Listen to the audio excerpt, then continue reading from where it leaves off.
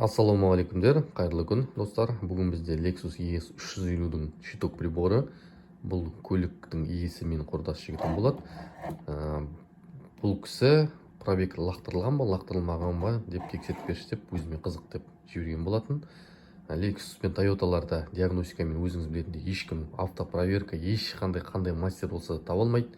Сізге қазір айтсам да болады. Пробег лақтырылған, лақтырмаған бір жолы бар. Бұл жерде микросхема міне. Мынау пробегтің памяті тұрады. Егер бұл жерде заводской болса, дәл осындай компаунд гель болады заводской там Toyotаларда, Lexusтерде. Ал мынандай болмаса, онда пробег лақтырылған деген сөз. Бұл қазір щиток приборда 200 мыңнан асып тұр пробег, бірақ Алланың өзі біледі қанша жүрген бұдан алдында. Бұл жерде гель жоқ, өзіңіз қарап отқаныңыздай. Гель осындай болу керек міне.